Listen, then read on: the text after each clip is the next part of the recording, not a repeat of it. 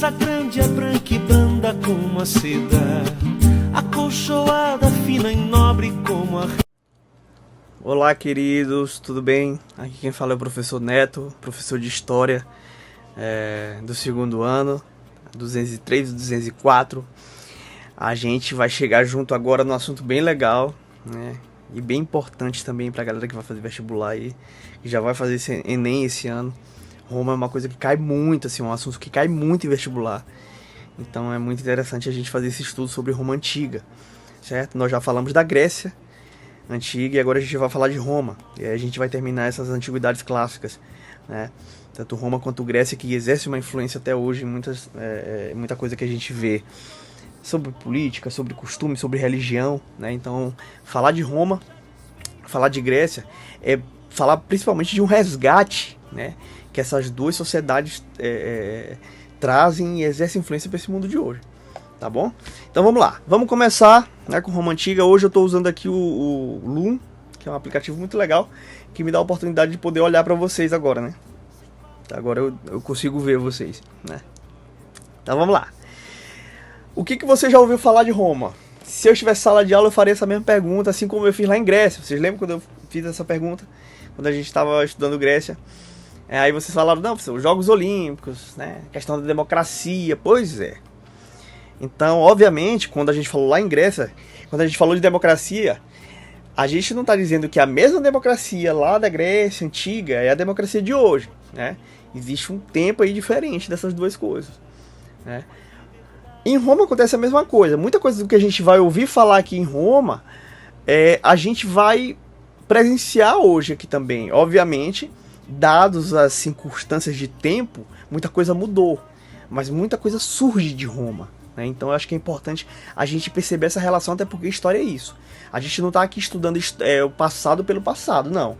A gente está estudando Roma para a gente entender muitas das coisas que existem hoje na nossa sociedade, né? Que pra gente não tá muito claro, certo? Vamos lá, vou soltar o primeiro aqui, leis romanas. Muitas das leis romanas, e aí a gente vai falar das leis das 12 tábuas, por exemplo, foram influências para esse conjunto de leis que a gente tem hoje, né? O cristianismo, óbvio, quando eu falo de igreja católica, então nem se fala, né? A igreja católica ela é instituída em Roma 300 anos depois da morte de Cristo. Eu vou falar isso para vocês, né? Quando você tem o primeiro imperador, que é Constantino, que se converte ao cristianismo, né? E depois institui a igreja católica como a religião oficial de Roma, né? Só a partir daí que os cristãos param de ser perseguidos. Obviamente, quando eu falo de cristianismo, quando eu falo de Roma, você tem a figura do Papa. Isso tudo é muito presente hoje pra gente, certo? Então, o próprio conceito de república tá bem aí, ó. O conceito do que é público e do que é privado perante o Estado, certo? Então, a gente tem aí esse conceito que vem de Roma, né? Obviamente, nos tempos de hoje, a gente tem um novo preceito do que é república, mas começa aí. Assim como a democracia, por exemplo, começava na Grécia, né? E hoje ela foi aí feita todas as adaptações ao nosso tempo. E hoje a gente tem um conceito de democracia que é totalmente diferente do conceito de Atenas, né? daquela democracia antiga. Mas a gente não pode negar as origens, é isso que eu estou querendo dizer. Eu estou querendo dizer, senhores, que quando a gente trabalha com história, a gente precisa fazer esse diálogo o tempo todo, do passado com o presente, né? Influências. O que aconteceu no passado que influencia hoje? É por isso que a gente está aqui, beleza? Vamos lá. E aí um ditado, quem tem boca vai a Roma. Obviamente vocês já escutaram isso aqui alguma vez na vida de vocês, né? Isso aqui está atrelado, por exemplo, ao tamanho do Império Romano, né? Teve um tempo que o Império Romano era tão grande que qualquer lugar que você chegasse, né, a pessoa dizia assim, ó, ali já é Roma, né? Você já está dentro de um território romano, né? Então, assim, quem tem boca vai a Roma, nada mais nada menos do que uma menção ao tamanho do território romano, né? Se você souber se comunicar, você chega em Roma a qualquer momento, qualquer hora, né? Então, trouxe aqui primeiro essas curiosidades, né? Agora vamos lá para as questões mais técnicas, beleza? Formação de Roma. Meus amores, nós temos duas concepções sobre a formação de Roma, beleza? Duas concepções. Primeiro, a concepção mitológica. O que é concepção mitológica, professor? Eu já falei com vocês o que é mito, né? Mito é algo que não tem uma comprovação científica, né? É algo que é criado assim, sem, né? Você não tem nada que prove que aquilo existiu, né? Portanto, quando a gente fala da formação de Roma, a gente está falando, por exemplo, de Rômulo e Remo. Duas crianças que foram abandonadas no rio, né? E foram salvas por uma loba. E foram amamentadas, certo? Por essa loba. E aí, essa loba impediu que eles não morressem. Certo? Depois essas crianças foram encontradas por um casal de pastores, certo? Pastor mesmo, gente, pastoril, tá? Que criaram Rômulo e Remo, né? Na fase adulta, eles brigam, Rômulo mata Remo, né? E aí ele começa a habitar em um local que ele chama de Roma, né? Vive de Rômulo, Roma, certo? Então, essa é a concepção mitológica, beleza? Foi a primeira. Na segunda, a gente tem a concepção histórica, certo? Que diz que Roma foi fundada por gregos, por etruscos e por italiotas, certo? Que são povos aí e vários outros. Eu estou pegando só esses três aí só pra gente, né, ter uma noção. Populações indo-europeias, latinos, sabinos, né? Na verdade, gente, a gente está falando de um tempo muito antigo e isso aqui são que registros arqueológicos nos dizem. Tá? Mas não quer dizer necessariamente que foram só esses povos. Podem ter sido assim vários outros. Beleza? Mas isso aqui é só pra gente ter uma noção que nós temos duas concepções, uma mitológica e uma histórica para a formação de Roma e a criação do Estado Romano. Beleza? Então vamos lá. Aqui, ó, é a figura, né, de Rômulo e Remo sendo amamentado pela loba, certo? É uma figura muito conhecida pelos romanos, né? E aí, é aquela história do mito que acaba virando verdade, né? É muito pouco provável, né, racionalmente falando, que eles tenham sido salvos por uma loba, né?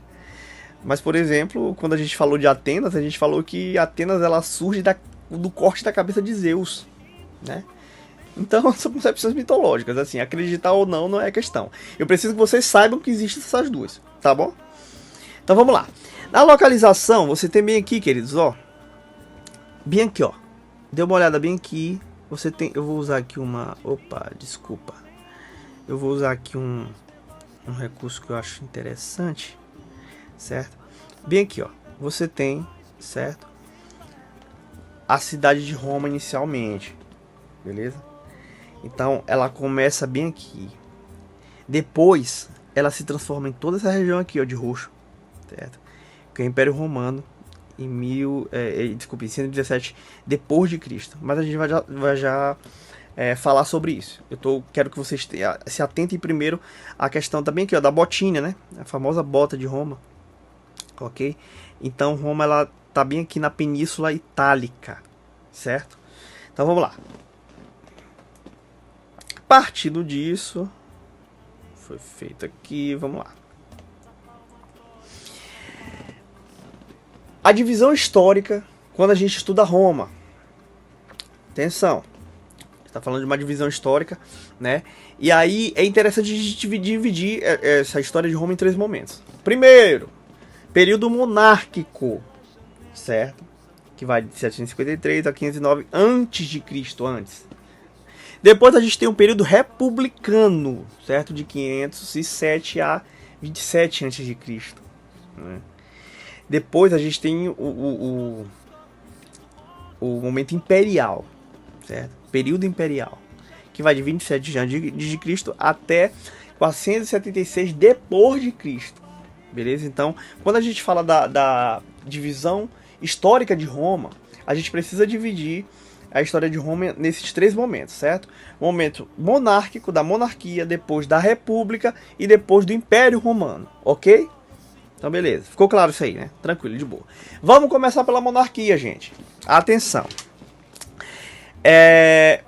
A monarquia, ela se configura basicamente pelo domínio dos etruscos, que são um dos povos, aqueles que eu citei lá no comecinho, né, que ajudaram a formar o Estado romano.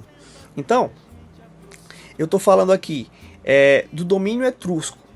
E aí você tem, os etruscos, eles escolhem um rei e escolhem também o Senado, certo? Que são aqueles que são responsáveis pelas decisões políticas, certo? E aí, quem é essa sociedade romana na época? Por que eu já estou falando de sociedade aqui? Porque isso aqui é primordial para vocês entenderem como é que funciona essa dinâmica da monarquia, certo? Então vamos lá. No topo da pirâmide aqui eu tenho os patrícios e tenho os nobres, ou os nobres, né? Então, os patrícios, eles estão no topo aqui, ó. Depois a gente tem os plebeus, certo? Depois a gente tem os clientes e os escravos. Quem são os patrícios, né? São aqueles nascidos em Roma, né, que têm nome, privilégio, títulos, né? Quem são os plebeus? Os plebeus são comerciantes, certo? Que fazem trabalhos, né, mas que não necessariamente são cidadãos romanos, né, mas não têm títulos, não têm nobreza, certo? Os clientes, eles são, na verdade, artesãos, né? São pessoas que prestam serviço, beleza? Geralmente para os patrícios, tá bom? E os escravos são escravos, né? Escravo é escravo em qualquer situação. Obviamente que existem configurações diferentes de escravos de acordo com a sociedade, né? Mas os escravos romanos eram aqueles que trabalhavam, né? Geralmente eram escravos por dívida, né? O que é escravo por dívida? Eu já falei disso aí quando eu falei em Grécia, né? Escravo por dívida são os escravos que contraem grandes dívidas, né? Quer dizer, eles não eram escravos, mas de tanta dívida eles acabam se vendendo para os clientes, ou para os plebeus, ou para os patrícios, certo? Para sanar e quitar a dívida, né? Então, essa é a sociedade romana durante a monarquia, certo? E aí, nesse contexto, você tem um rei chamado Tarquínio o Soberbo. O nome já diz, gente. Ele era soberbo, então não era alguém muito fácil de se lidar, né? Nessa situação de um rei que não conversa, de um rei que não bate um papo com o Senado, de um rei que não dialoga ali essas questões políticas, a gente sabe como é que funciona isso, né? Isso vai fazendo com que o modo de governar fique um pouco mais difícil, certo? Então, Tarquínio, ele passa por uma crise, né, muito grande, porque ele não tem esse diálogo aberto com o Senado. Então, meu amigo, o que o Senado faz? Eles mandam matar, né, Tarquínio, e aí o Senado assume o poder, certo? Quando o Senado assume o poder, você já não tem mais a figura de um rei. Monarquia. Arquia quer dizer o quê? Poder, né? O governo. Cracia é poder, né? Arquia quer dizer governo. Então, monarquia quer dizer o poder na mão de um, certo? Se agora Tarquínio morre e o Senado assume, o Senado obviamente não é uma pessoa, é um conjunto de pessoas, né? Você não tem mais monarquia. Então, a partir daí você tem aquilo que a gente chama de república, né? Onde são várias figuras políticas, certo? Várias figuras políticas que detêm o poder político do Estado romano. Ficou claro, queridos? Vamos lá. Então a gente tem uma foto aqui, né, do que basicamente seria aqui, ó. A gente tem este rapaz aqui, desculpa, né, que seria uma espécie de senador que fala para o seu público, né? Então vamos lá.